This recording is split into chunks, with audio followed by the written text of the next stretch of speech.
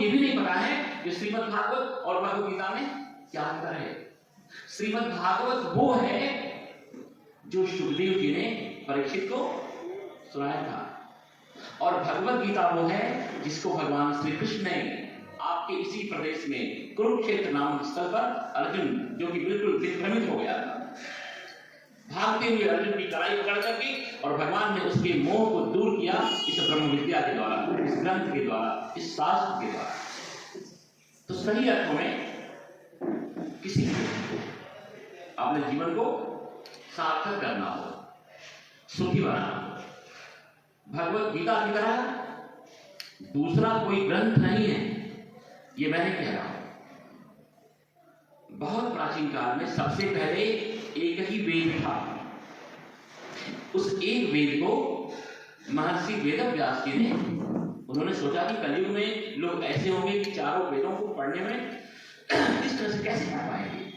एक वेद का चतुर्था विभाजन किया, उन 4 वेदों के बाद भी उन्होंने 18 पुराण लिखे, फिर भी उनको लगा कि नहीं, इसके द्वारा सभी लोग अपना कल्याण नहीं कर पाएंगे। फिर 5वां वेद लिखा, महाभारत, और उसमें भगवद गीता जो है उन्होंने सुरक्षित करके रख दिया। जैसे रामचरितमानस में सुंदरकांड है, जैसे सुखमणि साहब जी, उस तरह से भगवद गीता है। वेदव्यास जी कहते हैं कि गीता सुगीता कर्तव्या, ये अपना कल्याण करने वाले लोगों, भगवद गीता का कोई व्यक्ति अच्छी तरह से आश्रय करे, भगवद गीता का पाठ करे, थोड़ा सा भी उसे जीवन में जीने का प्रयास करे, कोशिश करे, तो किम अन्य ही शास्त्र विस्तरई, दूसरे शास्त्रों के विस्तार का कोई प्रयोजन नहीं है, क्योंकि यह स्वयं पद्मनाभस्य मुखपद्मात् विनिष्कृता, यह जो ग्रंथ है स्वयं साक्षात अनंत कोटि ब्रह्मांड नायक परमात्मा ने अपने श्रीमुख से इसे प्रकट किया है। तो सही अर्थों में आप सभी लोग भाग्यशाली हो जो कि थोड़ा समय भी निकाल करके और भगवद गीता के लिए यहाँ पर आप लोग उपस्थित हुए हो। देखो भगवद गीता का हम जो प्रवचन करते हैं ना, एक दिन में तो बड़ा मुश्किल है कुछ भी कह पाना, क्योंकि भगवद गीता में कुल 18 अध्याय हैं। ईश्वर को पाने के 3 राजमार्ग हमारे मनीषियों ने, हमारे ऋषियों ने, हमारे महापुरुषों ने बताए हैं। ये 3 ही राजमार्ग है, चौथा कोई मार्ग नहीं ईश्वर को पाने का। कर्म का मार्ग, भक्ति का मार्ग और ज्ञान का मार्ग। लेकिन किस तरह से पाना है इन मार्गों के द्वारा, उसका विज्ञान परमात्मा ने भगवद गीता में बताया है। देखो प्रकृति ने हमें हाथ दिया है, तो इस हाथ के द्वारा हमें कर्म करना है। भगवान गीता के 3 अध्याय में कहते हैं कि नहीं कश्चित क्षणम अपि जात तिष्ठति अकर्मकृत, कोई भी व्यक्ति एक क्षण भी कर्म किए बिना नहीं रह सकता है। कर्म करना हम सभी लोगों की मजबूरी है, कर्म तो हमें करना ही पड़ेगा, कुछ भी कर लो। अब देखो, आप कर्म करोगे तो कर्म की भी अपनी एक व्यवस्था है। यदि आपने कुछ अच्छा कर्म किया तो पुण्य होगा, पुण्य होगा तो आपको सुख भोगना पड़ेगा, उससे आपको छुटकारा नहीं होगा। हमारे द्वारा कुछ गलत हो गया तो पाप होगा, पाप होगा तो उसका जो परिणाम है दुख, चिंता, विषाद, फ्रस्ट्रेशन, एंजाइटी, प्रतिकूलताओं की आंतियां, उससे अपने आप को मुक्त नहीं कर सकते। तो कर्म करेंगे तो सुख और दुख, पाप और पुण्य, इनसे हम बच नहीं सकते हैं। तो फिर भगवान को कब पाएंगे, भगवान की प्राप्ति कब होगी? क्योंकि जब तक आपके जीवन में पाप है तब तक दुखों से छुटकारा नहीं है, जब तक आपके जीवन में पुण्य है तब तक सुखों से छुटकारा नहीं है, सुख भी आपको भोगने पड़ेंगे। तो ईश्वर की प्राप्ति कैसे करें, कब करें? भगवान ने ऐसी विद्या बताई है कि संसार में रहते हुए, परिवार में रहते हुए, हर प्रकार के जो आपके कर्तव्य हैं, जो आपकी जिम्मेदारियां हैं, उनको बखूबी निभाते हुए, कुछ बाहर से छोड़ने की आवश्यकता नहीं है, कुछ त्याग करके आपको हिमालय जाने की आवश्यकता नहीं है। जिस सिचुएशन में आप लोग रह रहे हो, जिन लोगों के बीच में आप लोग रह रहे हो, जिन परिस्थितियों से आप लोग घिरे हुए हो, उन्हीं परिस्थितियों में आपको ईश्वर तक यात्रा करने की पूरी सुविधा, उसकी विधि, उसका सिद्धांत, उसका विज्ञान, आर्ट, कीमिया, रसायन सब परमात्मा ने तुरंत मेरे छोड़ा है। यह है गीता का कर्मयोग कि कर्म के द्वारा कैसे भगवान को हम प्राप्त कर सकते, क्योंकि कर्म तो हमें करना पड़ेगा, बिना कर्म किए हमारा छुटकारा नहीं है। क्योंकि एक समय ऐसा था, एक दर्शन ऐसा था, एक फिलोसफी कभी ऐसी डेवलप हुई जिसमें कहा गया कि भगवान को पाना हो तो संसार में छोड़ो, अपने सारे कर्मों को छोड़ो और कहीं जाओ जंगलों में और भगवान को पालो। बहुत लोगों ने इस पद्धति को फॉलो भी किया, लेकिन अकेला व्यक्ति अपना कल्याण कर ले ये बहुत बड़ी कोई चीज नहीं है। आप हिमालय में जा करके और मौन व्रत करें तो उस मौन की कोई बहुत महिमा नहीं है। इस परिवार में रह करके, प्रतिकूल परिस्थितियों में रह करके और मन को शांत रख सकते हैं आप। शरारती बच्चों के बीच में अगर उनके अंदर आप भगवान का दर्शन कर सकते हैं तो ये बहुत बड़ी बात है, और इसकी विद्या भगवत गीता में परमात्मा ने बताई है। अब देखो कर्मयोग क्या है, कैसे कर्मयोग के द्वारा हम भगवान को पा सकते हैं। बहुत पहले हमारा जो जन्म हुआ है वाराणसी से आप सभी लोग परिचित हो गए। बनारस के बगल में जिला है गाजीपुर, वहां पर मेरा जन्म हुआ। और जब मैं 14 साल का हुआ, 9th में पढ़ रहा था, उसमें घर छोड़ करके फिर मैं निकल गया। और 15 साल तक मैं अलग अलग बहुत अच्छे योगियों के साथ, तपस्वियों के साथ, महापुरुषों के साथ में रहा। तो उस दरमियान एक बड़े अच्छे तपस्वी से हमारा मिलना हुआ, जहां पर रहकर के हम अपना पूजन करते थे, साधना करते थे। वहां से थोड़ी दूरी पर एक महात्मा बैठे थे। तो कई बार मेरा जो ध्यान था, मेरा जब था पूरा हो जाता तो जाकर के उनके पास बैठता। तो जब भी उनके पास जाता तो वो बहुत 20-25 बिच्छुओं से खेला करते थे।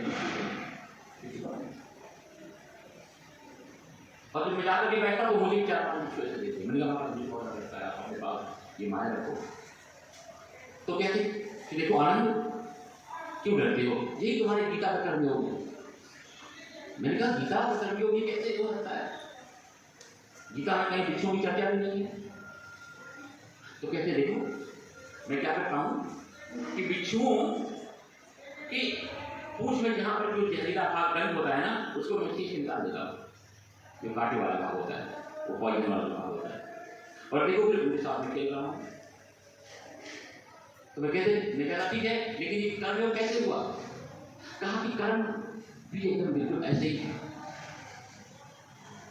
कर्मों में भी कहीं ना कहीं जहर है, पॉइजन है। अगर वहां से उस जहर को निकाल दिया जाए तो इन्हीं कर्मों के द्वारा जो आप कर्म कर रहे हो परिवार में, गृहस्थ जीवन में रह करके, इन्हीं कर्मों के द्वारा उस परम तत्व को पाया जा सकता है। और लोगों ने पाया है। स्वकर्मणा तमभ्यर्च्य सिद्धिं विन्दति मानवः। अपने कर्मों के द्वारा हमें परमात्मा की उपासना करनी है, कर्मों के द्वारा हमें परमात्मा की आराधना करनी है। अब देखो सावधानी से, कर्मों में जहर कहाँ है, विष कहाँ है, पॉइजन कहाँ है। कोई भी कर्म अगर आप अहंकार में भर करके कर रहे हो तो ये कर्मों में पॉइजन है। कोई भी काम, कोई भी कर्म अगर आप दिखावे के लिए कर रहे हो तो ये कर्मों में पॉइजन है। कोई भी कर्म अगर आप आसक्त होकर के कर रहे हो, अटैच होकर कर रहे हो तो ये कर्मों में पॉइजन है। कोई भी काम अगर वो कर्म करने के लिए जो विकार है, जो दोष हैं, उनके द्वारा आप प्रेरित किए गए हो तो ये कर्मों में पॉइजन है। और इसको व्यक्ति निकाल करके अगर कर्तव्य भाव से कर्म करे कि नहीं ये जो काम है ये करना हमारी जिम्मेदारी है, हमारा कर्तव्य है, परमात्मा ने हमको इसीलिए भेजा है, तो कर्तव्य भाव से कोई भी कर्म करो, निश्चल भाव से, अहंकार को दूर हटा करके, अनासक्त होकर के, दिखावे के लिए नहीं, प्रदर्शन के लिए नहीं, वाह के लिए नहीं, दम्भ से बढ़ करके नहीं, जितना निश्चल होकर के, जितना निर्दम्भ होकर के हम कर्मों को करेंगे परमात्मा की प्रसन्नता के लिए, वे कर्म जिस तरह से कि आप पूजा सामग्री भगवान को निवेदित करते हो ना, उसी तरह से वो कर्म परमात्मा के चरणों में निवेदित होते जाएंगे। और परमात्मा एक एक सीढ़ी, एक एक स्टेप आपके नजदीक आते चले जाएंगे। और इसमें ऐसा आएगा कि आपका मन, आपकी चित्तवृत्ति, आपका अंतःकरण स्वच्छ होगा, निर्मल होगा, मलिनताओं से आप ऊपर उठ जाओगे और ईश्वर आपके सामने होगा। इस तरह से कर्मों के द्वारा हम भगवान को पा सकते हैं। देखो, प्रकृति ने हमें हाथ दिया है तो हमें कर्म करना है, सेवा भाव से कर्म करना है, निष्काम भाव से कर्म करना है, ईश्वर समर्पित बुद्धि से कर्म करना है, परमात्मा को प्रसन्न करने के लिए कर्म करना है। स्वार्थ ही हमें भगवान से अलग कर देगा। तो कोई भी काम निस्वार्थ भाव से आप करोगे, परमात्मिक दृष्टि से करोगे, वो आपके हर कर्म परमात्मा के चरणों में निवेदित होते जाएंगे। भगवान कहते हैं कि यत् करोसि यद् अश्नासि यद् जुहोसि ददासि यत् तपस्यसि कौन्तेय तत् कुरुष्व मदर्पणम्। हे कौन्तेय, तुम जो कुछ भी करते हो, ध्यान कर रहे हो, पूजा पाठ कर रहे हो, तप कर रहे हो, किसी को कुछ दे रहे हो, जो भी कर रहे हो, उन सारे के सारे कर्मों को मुझे समर्पित करो। समर्पित करने मात्र से ही उन कर्मों का जो रूप है बदल जाता है। देखो, कोई भी चीज क्यों ना हो, अगर किसी भी चीज को अगर आप भगवान के साथ जोड़ दोगे ना, तो देखो उसका एकदम रूप ही बदल जाता है। खाने के देखो यही पदार्थ होते हैं, जब इन पदार्थों को हम भगवान को निवेदित करते हैं तो कोई ऐसा कहना है क्या कि एक बर्फी है, एक लड्डू है, पेड़ा लेके जाओ, उसको क्या कहते हैं? प्रसाद कहते हैं। लेकिन ये खाने का पदार्थ होता है। रहने के यही तो मकान होते हैं, लेकिन जब इन्हीं मकानों में हम परमात्मा की प्रतिष्ठा कर देते हैं, उसको क्या बोलते हैं? उसको हाउस नहीं कहते, मकान नहीं कहते, भवन नहीं कहते, क्या कहते हैं? मंदिर कहते हैं, गुरुद्वारा कहते हैं, मस्जिद कहते हैं, गिरजाघर कहते हैं। हम में से ही कोई व्यक्ति अपना पूरा जीवन जब परमात्मा के प्रति समर्पित कर देता है तो उसको फिर उसके नाम से नहीं बुलाते, उसे क्या कहते हैं? महाराज, गुरु, धर्म गुरु, स्वामी। देखो, स्वामी का अर्थ होता है मालिक, जिसने सब कुछ छोड़ दिया और अपने जीवन को परमात्मा के प्रति समर्पित कर दिया, उसे हम स्वामी कहते हैं। आज के इस भौतिक अर्थ प्रधान युग में एक नौकर भी अपने मालिक को स्वामी कहने को तैयार नहीं है, एक पत्नी भी अपने पति को स्वामी कहने को तैयार नहीं है। लेकिन उस ऐसे व्यक्ति को क्या कहते हैं? स्वामी जी, आपका समय हो गया। ये महिमा है परमात्मा के प्रति अपनी उन हर क्रियाओं को, प्रतिक्रियाओं को, अपने कर्मों को समर्पित करने की। उसमें एक अलग ही मिठास आ जाती है। इतिहास की सच्ची घटना मैं आपको बताऊं। एक बार अकबर ने अपने महल में बहुत बड़ी संगीत की उसने कॉन्फ्रेंस की, सम्मेलन किया। बड़े बड़े भारत से अच्छे दिग्गज संगीतकार आए और बड़ा प्रसन्न होकर के, खुश होकर के, आनंदित होकर के अकबर का संगीत सुन रहा था, आनंदित हो रहा था, प्रसन्न हो रहा था। लेकिन जब तानसेन ने अपना राग गाया, अकबर मंत्रमुग्ध हो गया। अकबर ने कहा, तानसेन, मुझे लगता है कि इस पूरी दुनिया में तुम्हारी तरह कोई संगीत का जानकार नहीं है। तानसेन ने कहा, महाराज मुझे माफ करना, हमारे गुरु अभी भी जीवित हैं और उनके पास रह करके मैंने कुछ कंकड़ पत्थर इकट्ठे कर लिए हैं, ऐसा नहीं कह सकते। अकबर ने कहा कि अगर ऐसी बात है तो अपने गुरु का कार्यक्रम इस महल में करो। तानसेन ने कहा कि नहीं, बस इतना ही तो नहीं हो सकता है। अकबर ने कहा, जितना मांगे उतनी स्वर्ण मुद्राएं मैं देने को तैयार हूं, 2-4 गांव उनके नाम कर दूंगा, जागीरें कर दूंगा, लेकिन उनका कार्यक्रम यहां होना चाहिए। तानसेन ने कहा, ये संभव नहीं है, अगर आपको सुनना है तो आपको उनके पास चलना होगा। और देखो, ये भारत का आखिरी बादशाह संगीत का इतना प्रेमी हुआ कि दिल्ली से चल करके वो वृंदावन पंडित हरिदास को सुनने के लिए गया। और पंडित हरिदास ऐसे भगवान के भक्त जिन्होंने अपने पूरे जीवन को भगवान के चरणों में समर्पित कर दिया। और जब ये लोग पहुंचे, आज से 500 साल पहले का वो वृंदावन वो मथुरा था, आज की तरह यमुना का मंथन प्रवाह, भगवान भास्कर अस्ताचल की तरफ धीरे धीरे चले आ रहे थे, पक्षियों का सुंदर कलरव, बहुत अद्भुत वातावरण। और पंडित हरिदास यमुना के तट पर और समाधि में लीन थे। बहुत देर तक इन्होंने प्रतीक्षा की। अब तानसेन के सामने एक बहुत बड़ी कठिनाई आ गई कि कैसे उन्हें बताए कि भारत का बादशाह आपको सुनने के लिए आया है और आप कुछ कहो, क्योंकि वह तो भगवान की भक्ति में समाधि में लीन थे। अब अकबर बिना सुने भी चला जाए तो ये भी तानसेन को अच्छा नहीं लगे, तो जानबूझ करके तानसेन ने एक गलत राग गाया, और जैसे ही गलत राग गाया वैसे ही पंडित हरिदास समाधि टूटी और कहा कि कौन ये मूर्ख इतना बेसुरा गा रहा है। अरे तानसेन तुम, ये राग ऐसे नहीं है, मूर्ख ऐसे है, देखो। और ये कह करके पंडित हरिदास गाने लगे। तानसेन ने कहा बाप नहीं तो चाहता था क्या बाप। और जब उन्होंने गाया तो कहते हैं कि अकबर मूर्छित हो गया सुन करके। फिर जब थोड़ी देर में उसकी मूर्छा टूटी, जाकर के उसने बाबा के चरणों में प्रणाम किया साष्टांग, और दर्शन करके अपने आप को बढ़ागी और धन्य उसने महसूस किया। फिर उसने एक बहुत बेशकीमती यूनान की बनी हुई इत्र की बोतल पंडित हरिदास को भेजी कि बाबा ये इत्र की बोतल मेरे पास ही है, मैं चाहता हूँ कि नहीं इसे आप तो निवेदित करो। तो बाबा ने वो इत्र की बोतल लेकर के उसे खोला और यमुना की नदी में उड़े। अकबर ने कहा हद हो गई, इतनी महंगी है इत्र की बोतल, केवल मेरे पास थी और इन्होंने फूल में डाल दिया। अरे नहीं, इनको लेना था तो वापस लौटा देते, लेकिन ये बाबा लोग होते ही पालक क्या है। आखिर में जाते समय अकबर ने कहा कि आप भगवान की जिस श्री विग्रह की उपासना करते हो मैं उनका दर्शन करना चाहता हूं। तो पंडित हरिदास ने कहा तानसेन ले जाकर के और भगवान के कुटिया में से दर्शन करा। वहां से आधे किलोमीटर दूर पंडित हरिदास की पर्ण कुटीर थी। जब अकबर ने उस पर्ण कुटीर में प्रवेश किया तो हैरान रह गया, क्योंकि उस इत्र की सुगंध जो है वो उनकी कुटिया से आ रही थी। उसने कहा अरे तानसेन, ये वो उस इत्र की सुगंध जो केवल मेरे पास है, भारत में और किसी के पास नहीं है, इसकी सुगंध यहाँ से कैसे आ सकती है? क्योंकि मेरे देखते भर में उन्होंने वो बोतल खोल करके और रेती में उड़े दिया था। मुझे वापस ले जाओ, जब तक मुझे इसका उत्तर नहीं मिलेगा मुझे नींद नहीं आएगी।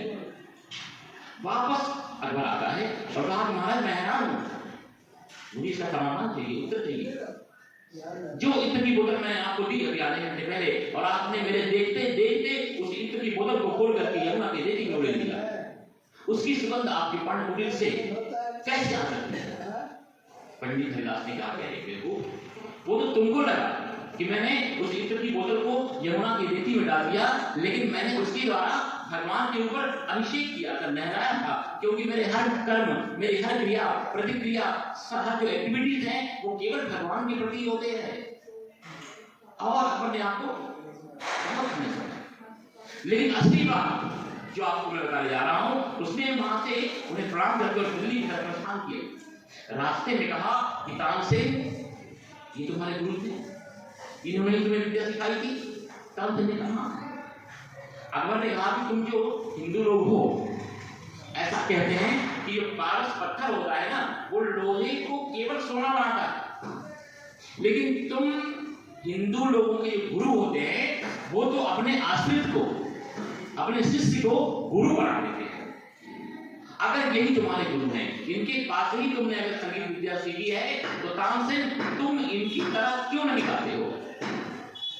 तानसेन ने कहा महाराज उसका कारण यह है कि मैं जो गाता हूं ना वो आपको खुश करने के लिए गाता हूं, और ये जो गाते हैं वो दुनिया के मालिक केवल भगवान के लिए गाते हैं, इसलिए इतना अंतर तो रहने ही वाला है। तो कोई भी आपका कर्म, आपकी क्रियाएं, आपका जीवन, अगर आप संसार को समर्पित करते हो, संसार के लिए करते हो, तो ठीक है, उसका परिणाम आपको मिलेगा, लेकिन परिणाम के बाद फिर वो समाप्त हो जाएगा।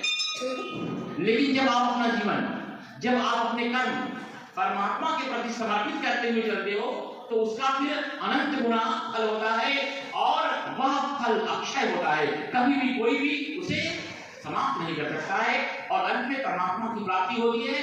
वही वास्तविक सच्ची परमात्मा की पूजा होती है, और भगवान इसी से प्रसन्न होते हैं। ये करके देखो।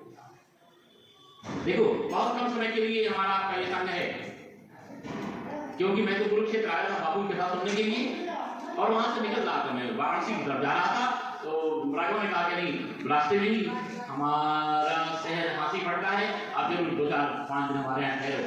और हम कोशिश करते हैं, क्योंकि जब लॉकडाउन लगा था कोरोना काल में, तो हम उन 2-2.5 सालों तक भगवत गीता फेसबुक पर हमने रोज 1 घंटे तक पढ़ाना शुरू किया। तो ढेर सारे लोगों ने अलग अलग देशों में अलग अलग टाइमिंग में लोग सुनते थे। तो हरियाणा के बहुत से लोगों ने सुना, राघव जी लोग सब सुनते थे। तो मैंने कहा अच्छा ठीक है। तो राघव ने कहा कि कुछ हम देखते हैं, कोशिश करते हैं, क्योंकि समय बहुत कम है और बिल्कुल प्रचार का भी समय नहीं है, एक छोटा सा प्रयास करके देखूं, शायद कुछ लोग इकट्ठे हो जाए तो मैंने कहा जरूर, बिल्कुल कुछ भगवत गीता की बातें होंगी तो भगवान का ही काम होगा। तो राघव ये मेहनत थोड़ी देर पहले क्या था यहाँ पर रखा गया था समय 3:30 बजे से। तो हमने आज राघव मुझे कितने बजे तैयार रहना है, राघव ने कहा कि एकदम बिल्कुल 3 बजे, क्योंकि 3:30 बजे तो वहाँ पहुँच जाना है, लेकिन हमने फोन करके तभी आप आइएगा। उसके बाद 3 बजा, 3:30 बजा, उसके बाद 3:45 बजा, 4 बजा, राघव ने कहा कोई आया नहीं। हमने कहा देखो भगवान जी को बुलाए तो वही आएंगे, क्योंकि शहर में तो कितने लोग हैं ना, इसमें जो है सत्संग में इलेक्शन नहीं होता है, इसमें सिलेक्शन होता है। भगवान जिनको सिलेक्ट करते हैं, चुनते हैं ना, वही सुना। देखो लोगों का ऐसा मानना है पाप खत्म हो जाएंगे, लोग ऐसा ही मानते हैं ना, लेकिन गीता के अकॉर्डिंग ऐसा नहीं है। गीता के अकॉर्डिंग सच तो यह है कि जब पाप खत्म हो जाते हैं ना, तो ही व्यक्ति इधर आ पाता है, नहीं तो इधर नहीं आ पाता है। ये शाम तो अंतगतम पापम जनानाम पुण्यकर्माम ते द्वंद्व मोह निरुक्ता भजन्ते मां दृढ़व्रता। भगवान कहते हैं अर्जुन, जब तक लोगों के जीवन में पाप रहते हैं तब तक उसे सत्संग की तरफ तो जाने ही नहीं देते हैं, मंदिर की तरफ जाने ही नहीं देते हैं, धर्म की तरफ, अध्यात्म की तरफ, स्वामी लोगों की तरफ, सद्गुरुओं की तरफ तो प्रेम प्रकट होने ही नहीं देते हैं। लेकिन जब परमात्मा की जीव के ऊपर साक्षात कृपा उतरती है, तभी उसको यह सुयोग या संयोग या सफलता उसके जीवन में प्रकट होती है। तो कहने का मतलब कि बहुत कम समय का ये संयोग, मैं शायद 2-3 दिन और यहाँ पर हूँ, कल भी प्रवचन है, अभी परसों भी है, परसों दूसरे नंबर में, ठीक है। जब तक का समय है हम जरूर जो अच्छी अच्छी बातें हैं, फर्स्ट क्लास की, सेकेंड क्लास की और थर्ड क्लास की। भगवान ने कहा कि थर्ड क्लास के लोगों के देखो ये 8 लक्षण हैं, सेकेंड क्लास के लोगों के 7 लक्षण हैं, और फर्स्ट क्लास के लोगों के अर्जुन ये 6 लक्षण हैं। फर्स्ट क्लास के लोग परमात्मा में बहुत नजदीक होते हैं, सेकेंड क्लास के लोग संसार के नजदीक होते हैं इन लक्षणों वाले, और थर्ड क्लास के लोग इवन कहूं के नहीं रहते हैं।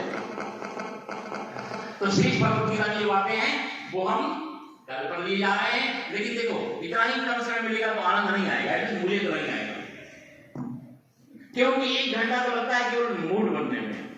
अब जाकर के बोलने का हमारा मन हुआ है, तब समय यहाँ पर पूरा हो गया।